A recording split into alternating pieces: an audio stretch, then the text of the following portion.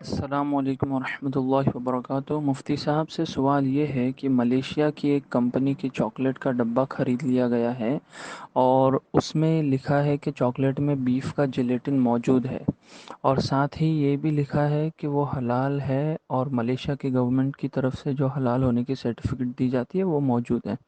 تو اب اس چاکلیٹ کا کیا حکم ہوگا؟ کیا اسے کھا لیا جائے یا پھینک دیں؟ جزاک اللہ خیر۔ وعلیکم السلام ورحمۃ اللہ تعالیٰ وبرکاتہ۔ لیکن سیدی سرکار اعلیٰ حضرت سے فتاوی رضویہ شریف جلد نمبر 2 کے اندر ایک سوال کیا جاتا ہے کہ جانوروں کی ہڈیوں سے شکر صاف کی جاتی ہے، اور صاف کرنے والوں کو کچھ احتیاط اس کی نہیں کہ وہ ہڈیاں پاک ہوں یا ناپاک، حلال جانور کی ہوں یا مردار کی، اور سنا گیا ہے کہ اس میں شراب بھی پڑتی ہے۔ تو یہ اس کے علاوہ بھی سوال کیا گیا۔ سیدی سرکار اعلیٰ حضرت نے بہت لمبا، یہ پورا 10-12 صفحات پر مشتمل یہ جواب لکھا۔ میں جگہ جگہ سے آپ کو سناتا ہوں۔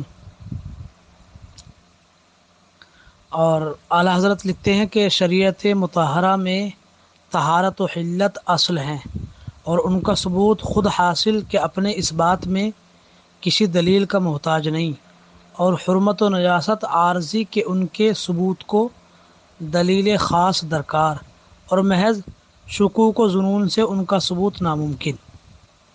یعنی کہنے کا مطلب یہ ہے کہ کسی بھی چیز کی اصل جو ہے وہ پاک ہونا اور حلال ہونا ہے، اور شک اور ظن کی بنیاد پر کسی چیز پر حکم نہیں لگایا جاتا ہے، بلکہ ناپاک ہونے کے لیے دلیل کا ہونا ضروری ہے۔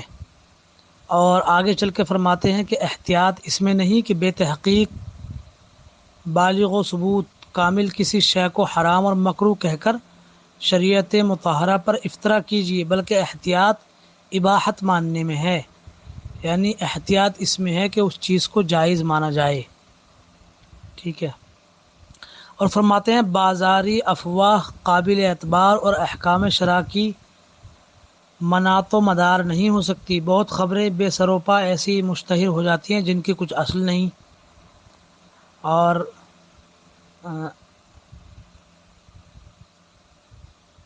علماء فرماتے ہیں افواہی خبر اگرچہ تمام شہر بیان کرے، سننے کے قابل نہیں، نہ کہ اس سے کوئی حکم ثابت کیا جائے۔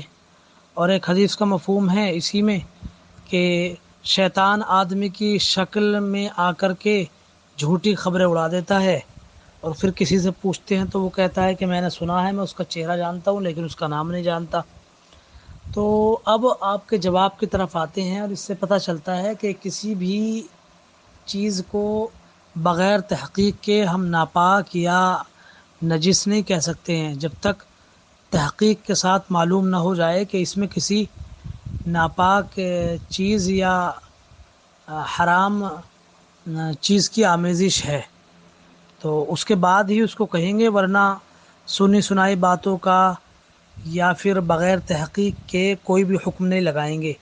ورنہ اگر ایسے سنی سنائی باتوں کا اور بغیر تحقیق کے